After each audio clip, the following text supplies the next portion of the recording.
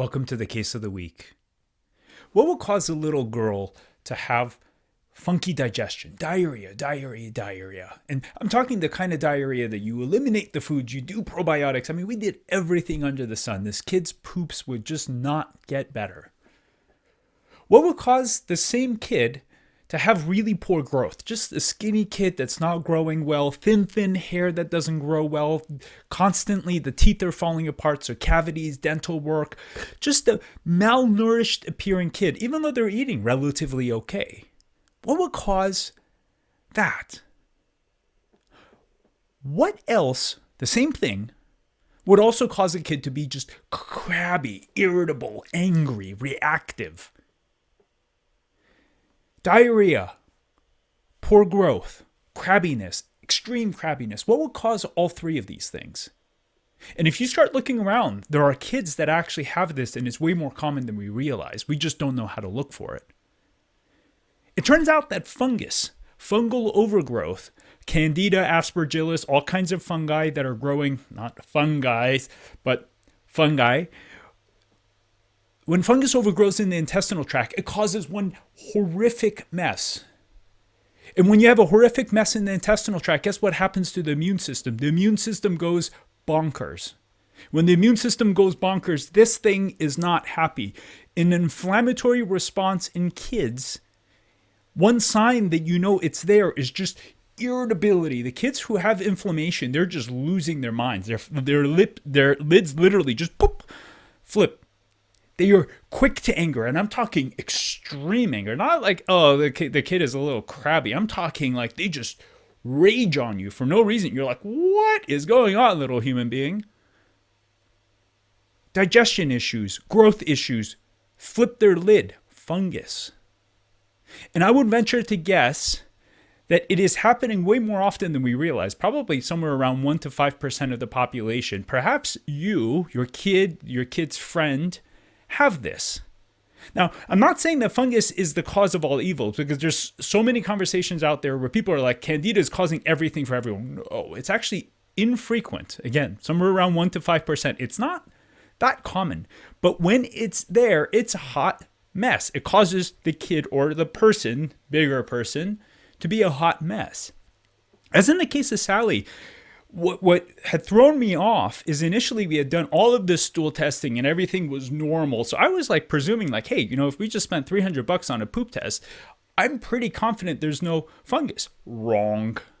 One of the things that I realized was that stool tests only check for the last part of the colon. That's where the poop is, right?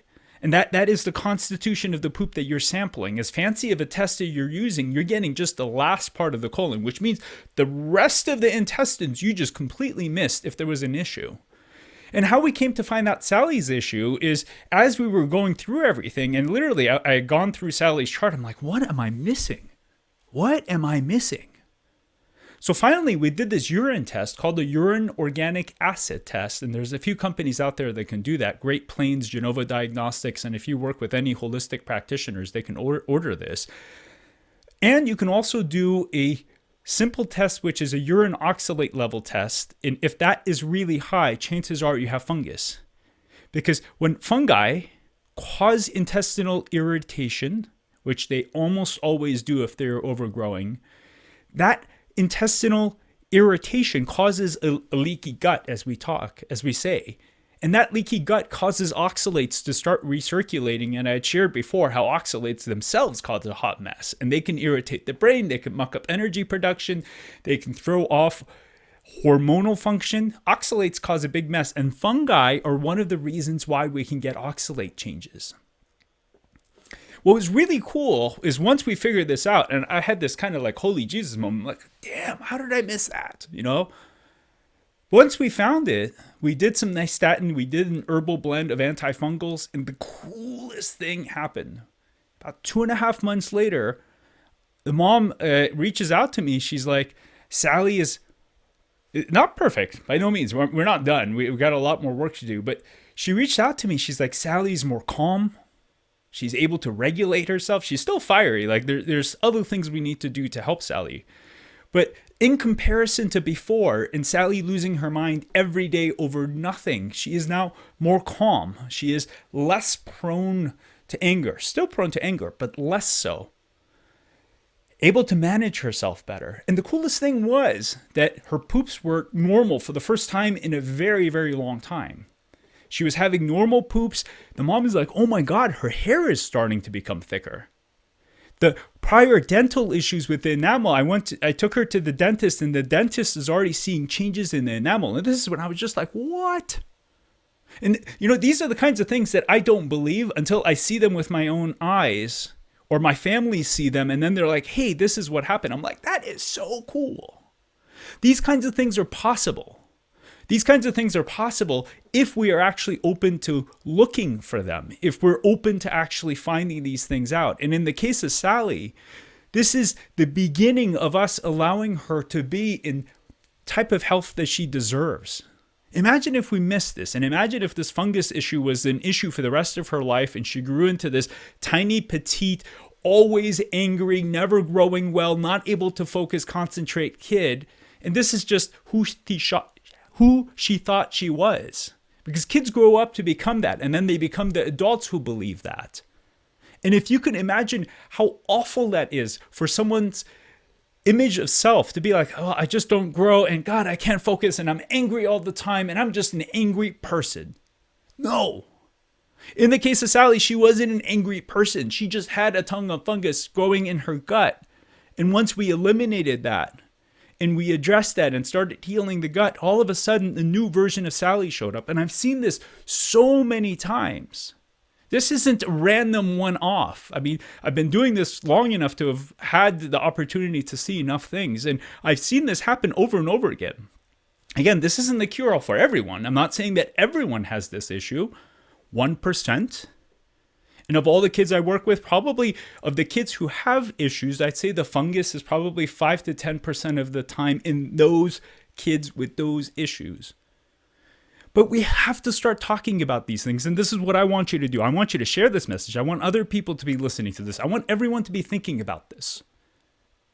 So if you get a case where a kid has got chronic diarrhea forever in their life, and they've got abdominal pain, and they've got a bunch of food issues, and they're just not growing, and hair is not growing, and they get weird rashes because gut inflammation causes rashes, severe eczema that doesn't go away in some cases, chronic itching because fungus triggers mast cells, and mast cells release a ton of histamine, and histamine causes all kinds of funky behavioral issues. Kids who are quick to anger, quick to get upset. Sometimes this causes learning and focus problems because of the oxalates. The oxalates are just like you're pouring basically hot pepper sludge into the brain. Imagine what that's like. Those are oxalates. That's what oxalates do to the brain. So if you look at a kid, you're like, oh, you got hot pepper sludge in your brain, kiddo. Maybe we should check him for fungus. And just the other day, I had a kid that came in for learning disabilities.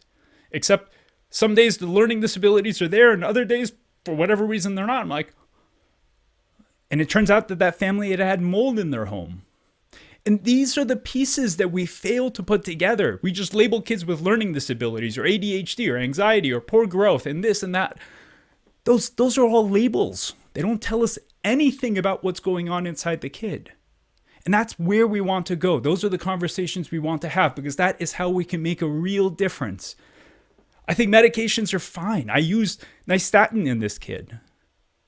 ADHD meds are fine. Anti-anxiety meds are fine. Use them. Help that to help people. But ask the question along with that. Why is this person falling apart? Why has this person been suffering for their entire life from this random concoction of weird signs and symptoms that seemingly make no sense until you connect them? You're like, oh, they all make sense. They're all part of this thing. And we just need to understand what that thing is to make a difference and help these people. So help me get this kind of information out. Let's start the conversations that will help all kids, all people live the healthiest and best life they can. Because you know what the cool thing about this is?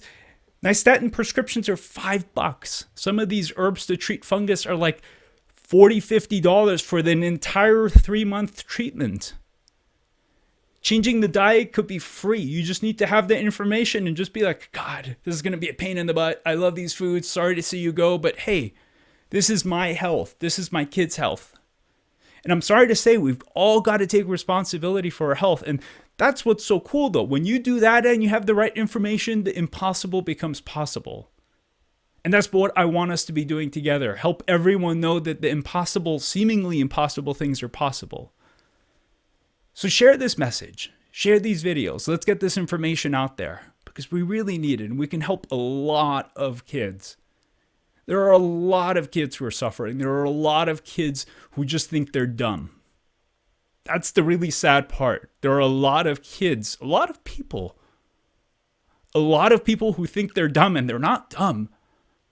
There's something keeping their intelligence or something keeping their capacity from shining through. And we're failing to see what that is. And that's the whole purpose of Holistic Minds, to get this kind of information out there so people can start putting two and two together and saying, hot pepper sludge in my kid's brain. Maybe we should check for fungus.